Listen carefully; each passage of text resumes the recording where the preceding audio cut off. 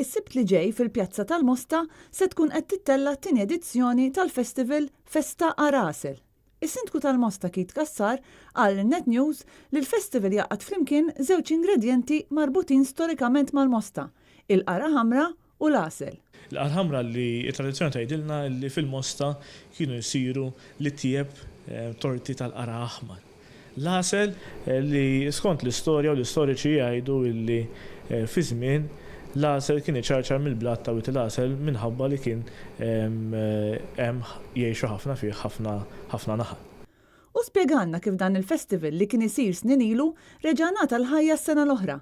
Fl-2017, għall-okkażjoni ta' dan il-festival, fil-Pjazza tal-Mosta kien sar reenactment ta' tiġ tipiku antik f'Malta.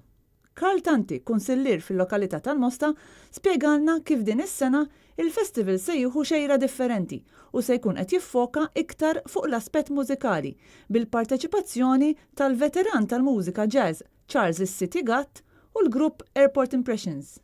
U kif inhi konsuetudni f'avvenimenti bħal dawn mhux se jonqos l-ikel.